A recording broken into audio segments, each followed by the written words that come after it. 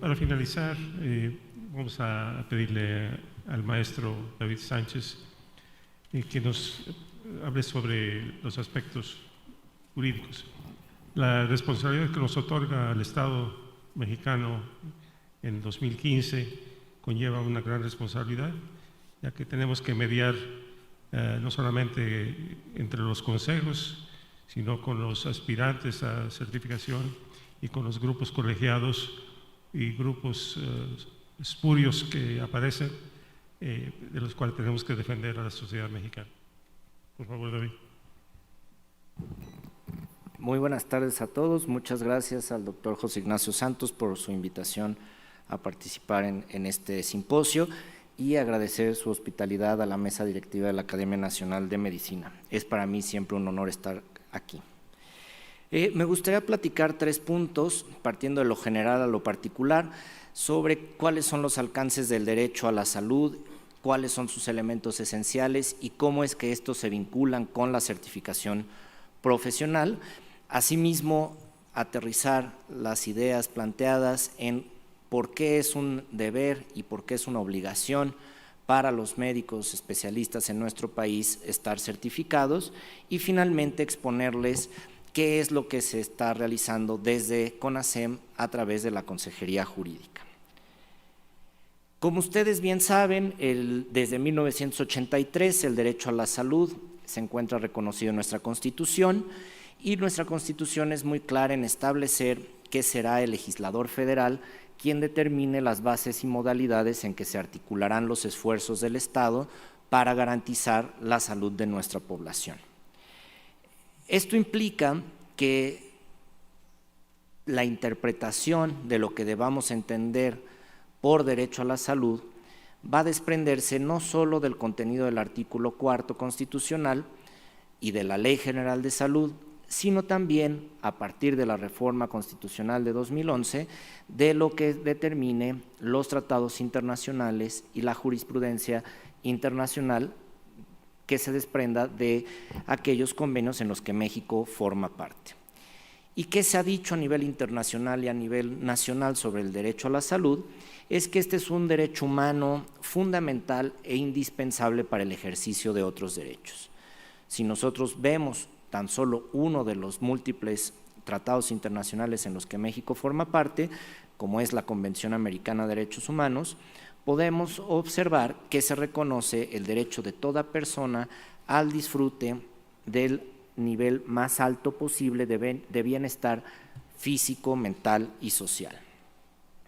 Esto se traduce en que existe un auténtico mandato y un deber por parte de las instituciones que integran el Estado mexicano para actuar bajo una serie de principios y requerimientos de mejora continua. Estos principios no solo se desprenden del artículo 1º constitucional, como ya lo había mencionado, sino que además podemos tomar como referencia tanto las sentencias de tribunales internacionales como de nuestra Suprema Corte. Y al respecto es importante destacar cuáles son algunos de los elementos esenciales del derecho a la salud, como son la disponibilidad, la accesibilidad, la aceptabilidad y la calidad, haciendo énfasis en este último porque es el que, desde mi punto de vista, se asocia más a la certificación de los especialistas. Este parámetro general nos permite identificar no solo que existe un deber por parte del Estado para garantizar ciertas acciones y condiciones de mejora para brindar mejores servicios de atención a la población, sino que nos obliga también a observar qué dice nuestro ordenamiento jurídico.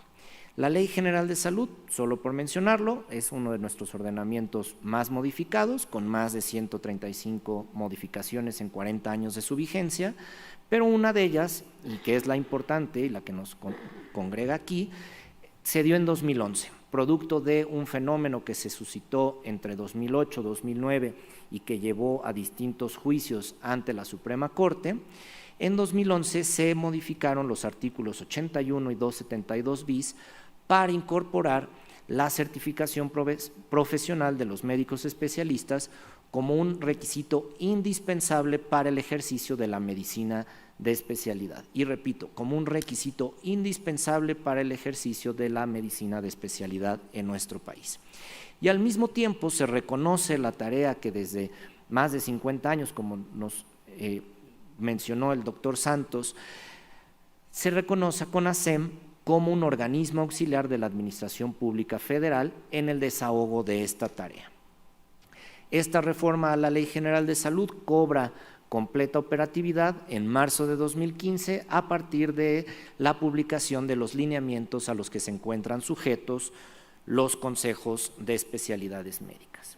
Sin embargo, aunque la ley en su artículo 81 y 272 bis es muy clara en cuanto a la obligatoriedad de la certificación, a lo largo de los años se han dado distintas interpretaciones que resultan equivocadas o engañosas y que ponen en riesgo no solo la salud de la población, sino también el ejercicio profesional de médicos generales o médicos especialistas. ¿Y cuáles son estas tres? Por un lado está que la certificación solo es un requisito para quienes ejercen especialidades quirúrgicas. Esto es falso. La Ley General de Salud no distingue entre especialidades quirúrgicas y no quirúrgicas. Dos, que es una exigencia exclusiva para el ejercicio profesional dentro de instituciones privadas. De nuevo, esto es falso porque la ley no distingue el sector en el que se desempeñan los médicos especialistas. Y tres, que no es indispensable para el ejercicio profesional. De nueva cuenta, esto es falso. El artículo 272 bis distingue claramente entre el requisito de poseer una cédula profesional y aquel que significa tener un certificado de especialidad vigente.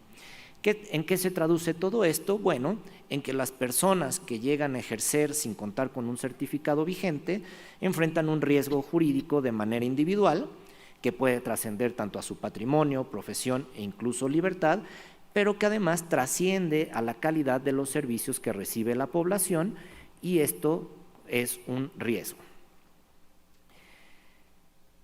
En ese sentido, la certificación obligatoria se enmarca en el cumplimiento de los deberes del Estado mexicano para garantizar el derecho a la salud, no solo en cuanto a la calidad que garantiza que hay un mínimo de conocimientos, habilidades, destrezas en cada uno de los profesionales de las distintas especialidades, sino también, y esto es muy importante, en el acceso. ¿Por qué? Porque se garantiza equidad en el acceso a los servicios de salud, sin importar condiciones socioeconómicas o territoriales donde se encuentre una persona. Se garantiza que el médico especialista que le atiende va a contar con un mínimo de habilidades necesarias. En ese sentido, es importante destacar que CONASEM y los consejos como órganos auxiliares de la Administración Pública Federal se convierten también en garantes del derecho a la protección de la salud. ¿Por qué? Porque a través de estos se evalúa el entrenamiento, las habilidades y la calificación de la pericia con la que cuenta cada uno de los especialistas. ¿Y cuál es el papel que juega la Consejería Jurídica de CONASEM hoy en día? No solo funge como enlace con las instituciones tanto de salud como educativas a nivel federal, cuando así se solicita su opinión, cuando estamos en el proceso de expedición de cédulas profesionales, sino también en la consulta y opiniones respecto de distintas temáticas en el ejercicio cotidiano de sus facultades como autoridades competentes. Esto es importante porque, desde mi punto de vista, se ha traducido en una creciente confianza por parte de las autoridades del Estado en el papel de CONASEM.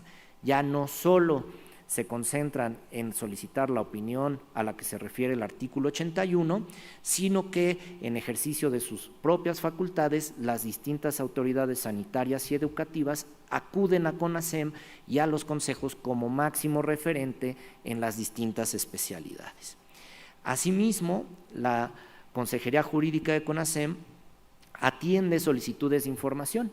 Esta confianza que el Estado mexicano ha depositado en los consejos y en CONASEM ha trascendido más allá del ámbito educativo y sanitario.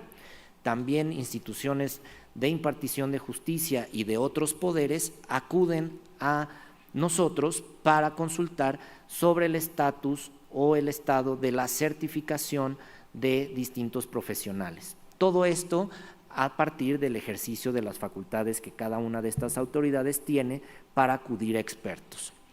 Finalmente, y esto es importante destacar, también se da seguimiento a los múltiples juicios de amparo en los que se ve involucrado CONASEM y algunos de los consejos de especialidades. Estos juicios principalmente se concentran por algunos esfuerzos de programas que no cumplen con los requisitos necesarios para ser considerados especialidades médicas en nuestro país y que tratan de irrumpir en el sistema de formación de recursos humanos para la salud por la vía del litigio.